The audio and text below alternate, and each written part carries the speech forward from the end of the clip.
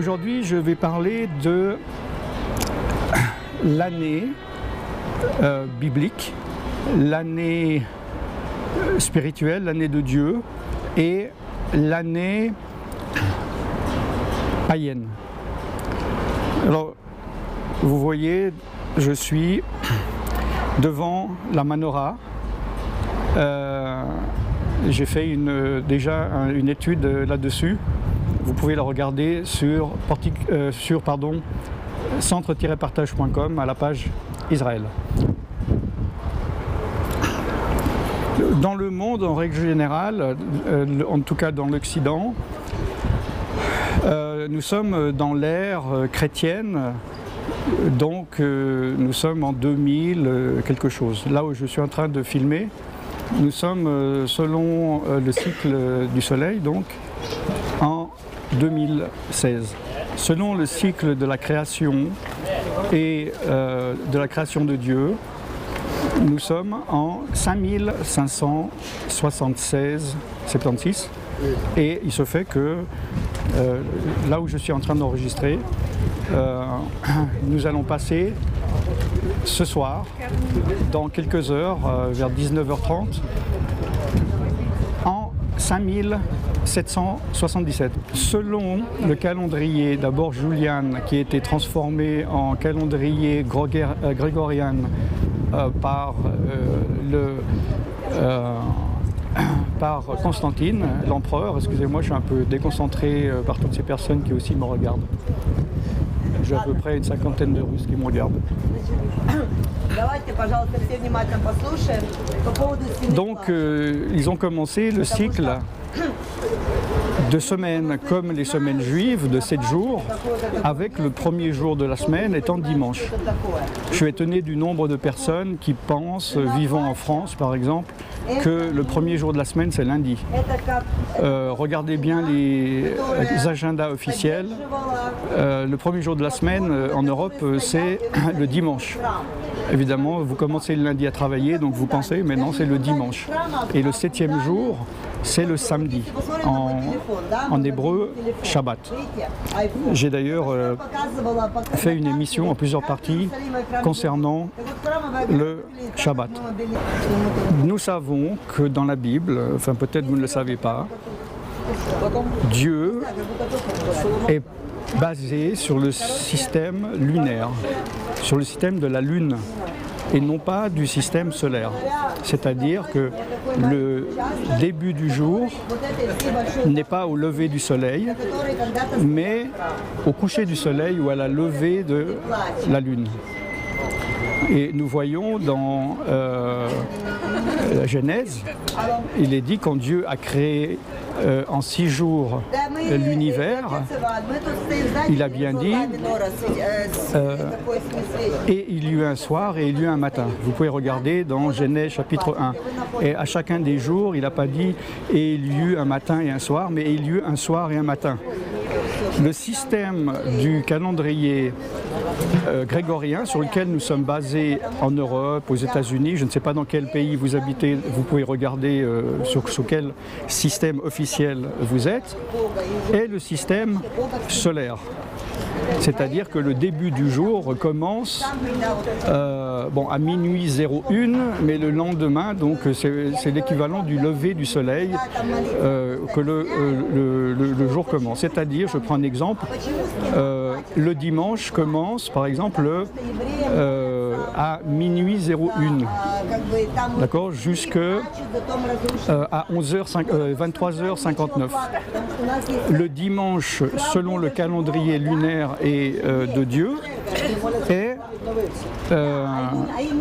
commence le samedi soir, ça dépend des saisons et des années, autour de 19h, donc au coucher du soleil, ou le lever de la lune, et termine au coucher du soleil et lever de la lune le lendemain.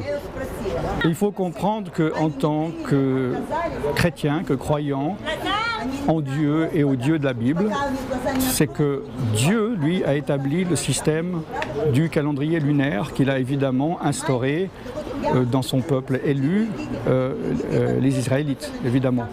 C'est pour cela que les fêtes, les jours commencent au coucher du soleil et au lever de la lune. Comme par exemple, là, comme je vous le dis, nous commençons le Rosh Hashanah demain, mais donc ça commence dans quelques heures ce soir, vers 19h. D'accord ? Les Shabbats, c'est pareil. Les Shabbats, c'est le samedi, mais ça commence le vendredi soir. Et ça finit le samedi soir. Et si vous vivez en Amérique, si vous vivez en Europe, sous le calendrier grégorien, c'est le calendrier solaire. C'est pour cela que les personnes habitant dans cet endroit vont fêter la fin de l'année et la nouvelle année le 31 décembre, qui correspond au cycle du soleil. Maintenant, ce système-là donc est basé sur le système qui était solaire des peuples gréco-romano-païens et barbares. D'accord ? Cela correspond aussi à l'adoration du soleil. Pour la Lune, le commencement, donc la fin et le commencement de l'année lunaire est dans les environs de septembre-octobre. Quand je dis environ, c'est parce que par rapport à la Lune, évidemment, il y a des différences entre les années et chaque année cela est calculé différemment. Par exemple, là où je vous parle, donc ça tombe le 2 octobre. Donc, il est important de comprendre que si vous faites partie et vous êtes chrétien mais dans l'influence du monde et que vous avez l'habitude, peut-être vous avez été éduqué, élevé, que le 31 décembre vous allez faire une grande fête et puis vous allez danser, vous allez dire à minuit 59, 50 secondes, 10, 9, 8, 7, 3, 2, 1, ouais, la nouvelle année. Donc vous fêtez la nouvelle année solaire. Je n'ai pas à vous juger, vous faites, c'est votre vie, hein, chacun est libre de faire ce qu'il veut. Mais il faut savoir que selon la Bible et selon Dieu, le commencement et la fin de l'an est l'année lunaire et est en septembre-octobre selon les années et ce début d'année, cette fin d'année est fêté depuis 3500 ans, oui, par les Juifs et encore fêté aujourd'hui ici où je me trouve donc à Jérusalem. Alors, je fais cet enseignement dans le cadre justement de l'étude par rapport aux chrétiens et leurs racines juives. Je ne fais pas forcément des enseignements où je donne des réponses définitives ou pas. Je donne simplement des éléments, je peux donner mon point de vue, mais c'est à vous à réfléchir à tout cela.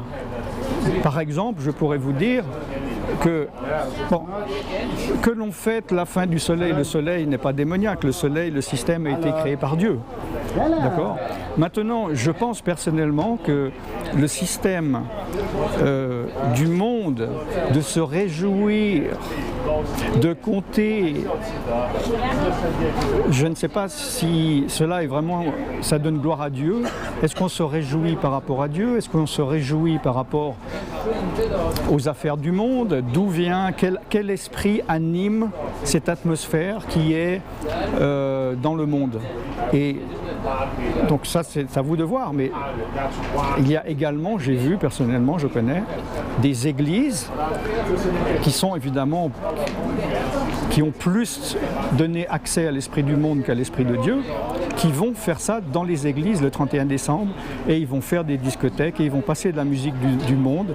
Alors si vous ne connaissez pas ça, oui, ça existe. Si vous fêtez cela, il faudrait vous poser une question quand même. Est-ce qu'il n'y a pas une limite du paganisme à ne pas dépasser? Peut-être qu'il devrait rester quand même en dehors des bâtiments ou des lieux où l'on dit adorer le roi d'Israël.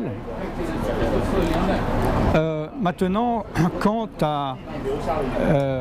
alors évidemment que la nouvelle année, Rosh Hashanah, est une fête juive, mais par rapport à ce que Dieu a institué au niveau des cycles et des règles et des lois de l'univers. Donc pour eux, c'est une fête. D'accord ? Donc, je ne dis pas faut-il ou ne faut-il pas, qu'en pensez-vous, fêter les fêtes juives ou cette fête juive, d'accord?